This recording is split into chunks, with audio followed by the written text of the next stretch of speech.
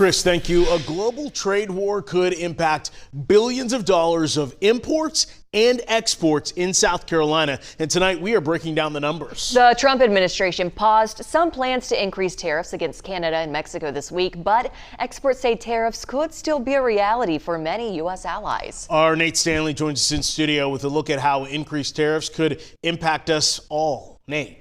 Nigel, Sydney, let's use South Carolina's automotive industry as an example. It's one of the highest producing in the U.S., with companies including Volvo, BMW, Mercedes, and now Scout Motors, plus a thriving tire industry. South Carolina sees $2.8 billion per year in auto part exports alone and $1 billion in auto imports.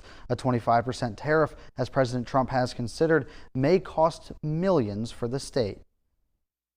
The way to think about trade is it's not possible or feasible for a country to do everything. It's not efficient and it's not feasible. Scott Beyer is the Associate Dean of Research at Clemson's College of Business and has years of experience working on international trade deals, including under the Bush administration. There are certain goods that you want other countries to produce, and then we can consume those at cheaper prices and we get more varieties. But then there are things that become more difficult. The Trump administration imposed 25% tariffs on Canada and Mexico and 10% tariffs on China, but suspended the tariffs on Canada and Mexico for a month for negotiations. That we've built up with our allies over 25, 30, 50 years, that we've had these economic relationships, political relationships that rely on credibility. He says tariffs on countries like Mexico and in Europe could impact millions of dollars in South Carolina.